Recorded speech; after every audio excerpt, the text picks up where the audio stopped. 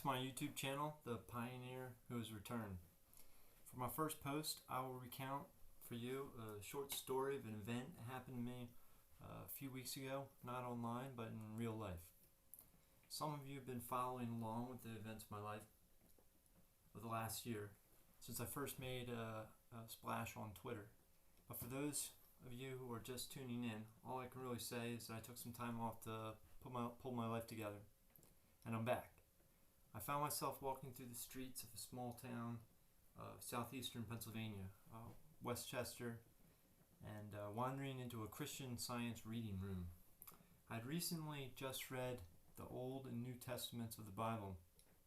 After spending quite a bit of time and energy exploring the philosophies of the world and spirituality, I had found great value in the wisdom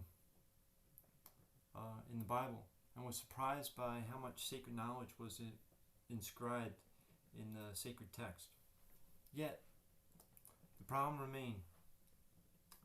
We have done a bad job of transmitting this knowledge and wisdom into the current day. I can clearly remember myself walking away from the Episcopalian Church in which I was baptized and confirmed. But the problems we face in our society may have solutions that are rooted in classical and ancient wisdom.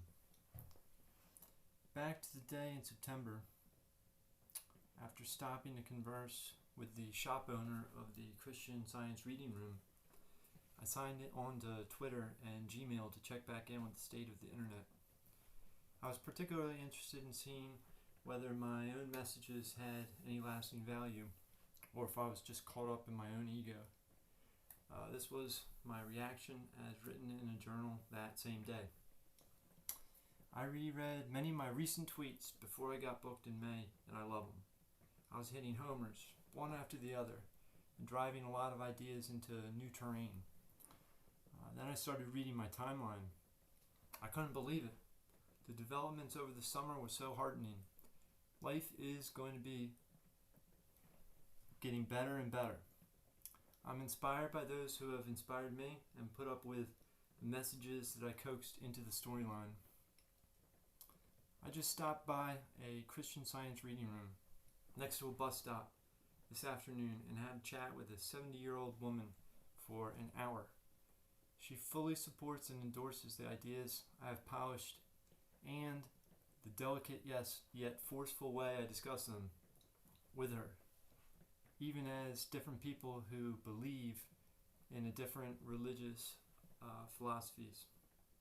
It's largely a matter of linguistics, so long as the principles are right.